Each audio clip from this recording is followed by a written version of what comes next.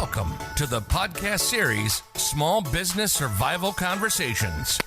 Through our weekly conversations, we hope to provide you with strategies and insights, knowledge and expertise to enlighten you as you work to build and grow your business. Here are your hosts, Anna Steinfest and Dr. Michael Troyer. Hello, everyone, and welcome to our studio, where today Michael and I will talk about how to better use your time as a small business owner. Hello, Michael. Hello, Anna. And folks, we're returning to a topic we've talked about before because, frankly, I'm not good at this. And so I need to talk about how to do it better, not only to help you, but to help me. Anna's probably better at it than I am, but this is a good topic. We always have to go back to this. What's your favorite one, Anna? Well, you're absolutely correct, Michael. Before I share with our listeners my favorite time management tools, every business owner is struggling. If business owner tells me that, I have plenty of time, so they're not busy, so I don't know how their business is doing anyway. But let's go straight into talk about my favorite time management tools. Number one, what I do is I will have,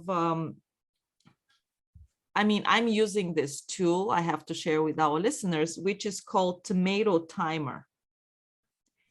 And it is on my computer and everyone can Google it and can put that. You don't have to log in or anything. You can just put a bookmark on your computer. And what this tool does for you is you can set increments of time where you want to work very intensely. Let's say I usually set it up for 25 minutes and 5 minutes break. So what I know is like, I'll take this 25 minutes and I will be working on one task and only one task. My emails will be turned off. My phone will be turned off. Every alert possible will be turned off, and I'll work on this task very intensely. And that gets me ahead of the time, because a lot of times what I figured out is when I'm multitasking, I don't dive deep into certain tasks, and it takes longer because I get all these interruptions and I have to go back and start all over. So that's what this is one of the tools I really, really love. I jump right in and just build on that, Anna, because I really agree with that. And until today, I didn't even know this existed. So Anna's already educated me the way these conversations should go. I think a part of this is the concept of blocking. So when you use the Tomato Timer, you probably have to look at your calendar. And I'm trying to learn to do this, that maybe 2 or 3 days of the week, I block out, and I really think of it as a block on my calendar. These 2 hours, no meetings, no phone calls, no interruptions. I can't schedule against myself during these 1 or 2 hour blocks that I put on my calendar. At least three of the days of the week, I've got to have those, maybe 4. And those belong to me. Nobody can take them away. If I mess up and schedule, double book myself, as I do too often, I have to punish myself some way. But you can have these blocks of time to get that hard work done that requires more focus. And that's a perfect time to be using Tomato Timer, because that's going to keep you on task. That's going to keep your mind focused until that bing goes off and you get your little break. And by the way, everybody in health tells us we need to get up every now and then and walk around. So the Tomato Timer provides for that, but then you have to go back to work again. So time blocking. And certainly tied to this is the issue of prioritizing. Yes, Michael. So what do you do? That's I think that was on your list, prioritizing. When we're discussing this morning, what should we kind of focus to make sure that we don't overlap? You mentioned about that. I think this is extremely important for business owners to prioritize. Well, I really like your idea of laying out the night before all the things that you need to do. I would do it not at bedtime, because then all I do is get all stirred up about the things I haven't gotten done. I would probably do it around 7 o'clock. Yeah, I'm sorry. We will go back because the listeners probably don't know. But what we were talking about, my second my second favorite things to do is to usually at bedtime or early in the morning, before I go to bed, I should say, I will put 3 things I must complete the next day before I go to bed.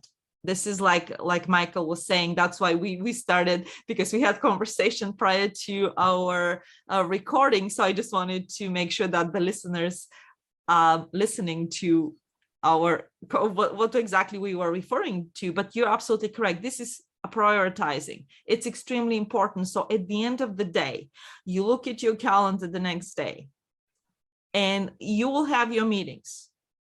But between these meetings, you must complete 3 things to make sure that your company is going forward, and you write them down, and you do not go the next day to bed until you finish them. That's what I do. Okay. Are they all of equal size, or is one of them big and a couple a little easier? No, I think what is the main thing for me is I have to have at least one thing to make sure that I have one task to push my company forward. Okay. All right. And there might be very little things, maybe just one email I have to do for to a certain person to follow up email, all these things, but it has to make sure that it's aligning with my strategy, and it's aligning with, okay, this is a must. I have, like you have some due dates, timeline, because our days are, my days are crazy. Yeah. I start my day, I have all these meetings. After the meetings, you have to have a follow-up. And so some of these little things, little tasks, they just fall off the cracks. And that's one thing, once you write them down and you know that you will not get to bed until you finish them, trust me, you will find a way between all this chaos to finish them. I'm just going to add to that, and because I struggle with it in a little different way. I'm not one of those who builds a list and then crosses things off because it makes me feel better, because usually the list is too long and I don't take that time. But I do somewhere in the evening build that little list of, here's the things I still need to be focused on. But then I go back and say, which ones demand a lot of time of me? So I break them out into 2 groups. This is demanding. I need an hour or 2 hours on this. These are some easy things.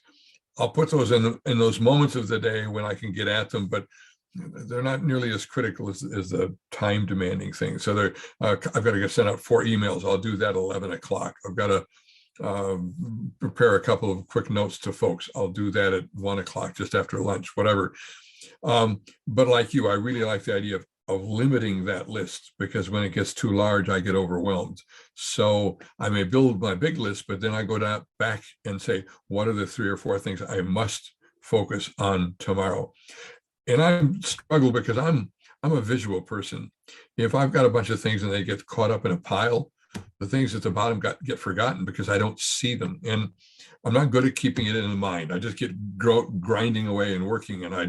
So I think I would, and you mentioned as we were getting ready for this, that somebody said time management is a myth. And to a degree, yes. For some it is. I'm not good at time management. I'm much better at project management, and I need to see the projects in front of me. So I keep a lot of paper on my head. Sorry, folks, it looks messy. It's organized. It's just my way of saying, oops, that's something I forgot. I got to put that on the top for tomorrow and make sure it gets done.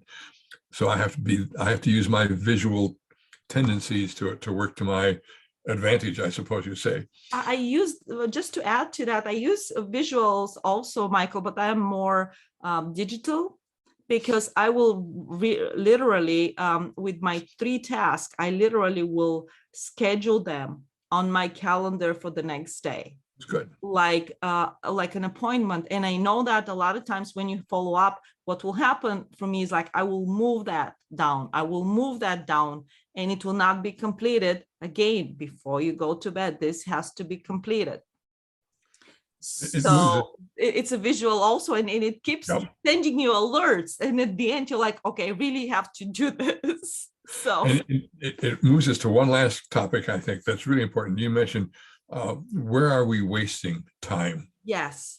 And what I do also, this is my 3rd tip for our listeners, is Saturday night.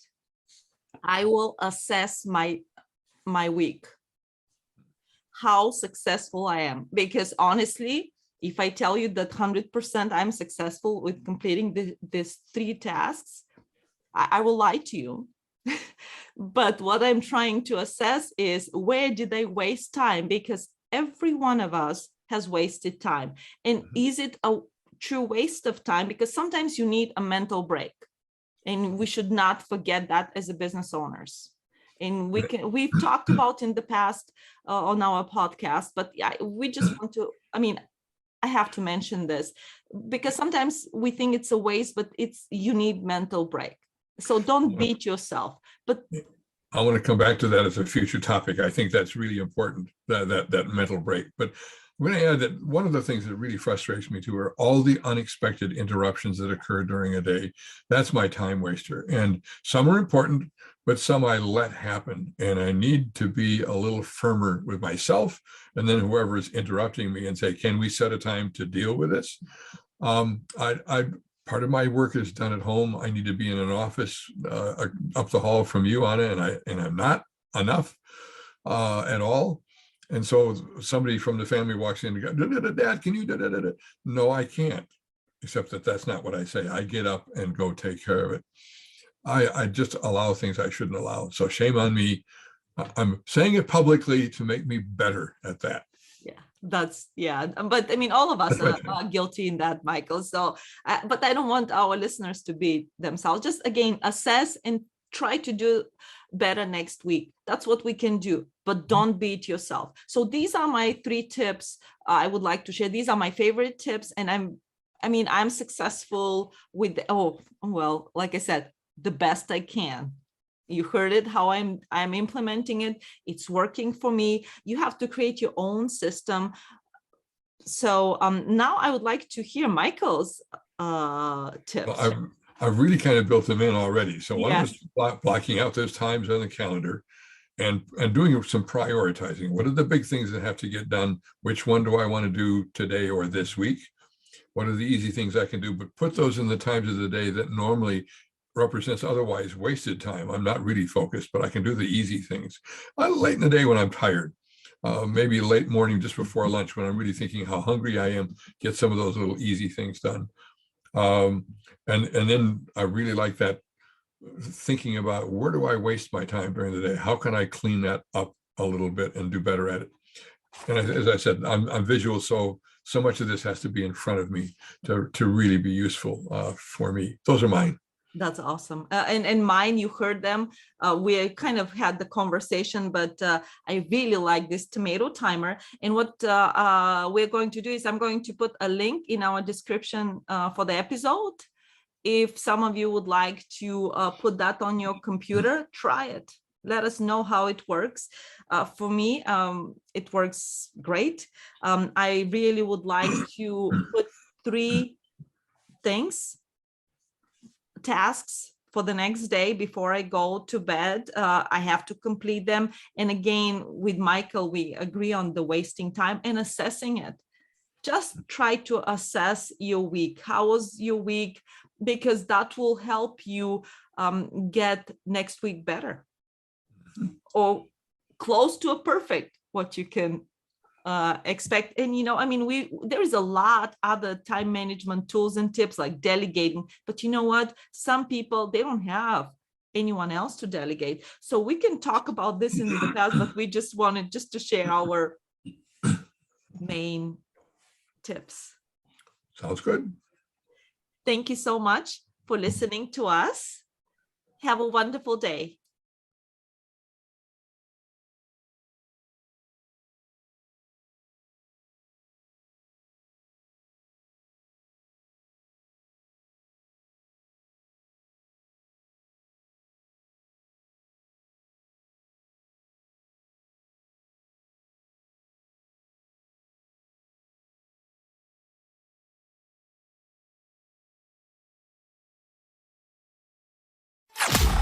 You've been listening to the Small Business Survival Conversation podcast. Make sure to like, rate, and review the show. And don't forget to join us next week for another episode.